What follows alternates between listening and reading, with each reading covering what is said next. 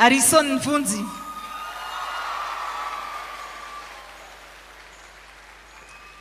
Isaorana satria na misy tsy mety kely ary ny tongony dia namaly ampitiavana ny antso izy. Ometsika tehaka mafy be. Misaotra tompoko. Misaotra anao tompoko lahy. Faly be.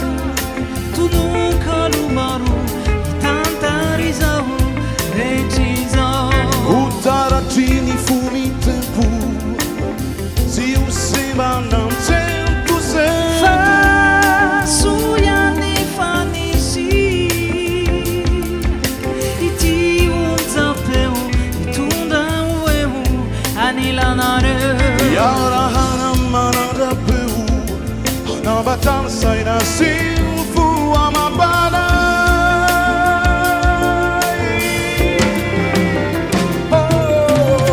Tudo taie tu anjuani Gado gira fani falfali Fez amor e caso maneja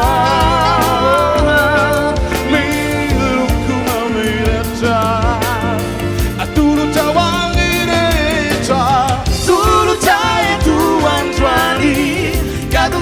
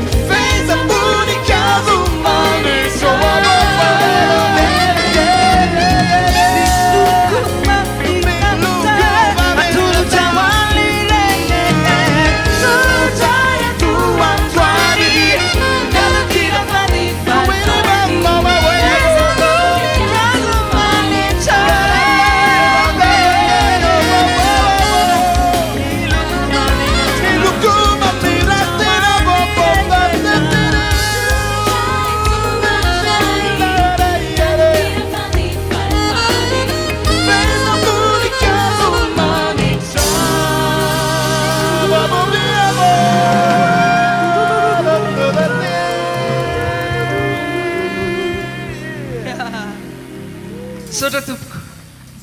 Misaotra Teva lalatiana. taona lasa efela be ny raha nanirana Misaotra izany indrindra. izany dia mbola mahafinaritra foana ny mily azy ankehitriny. Mankasitraka indrindra.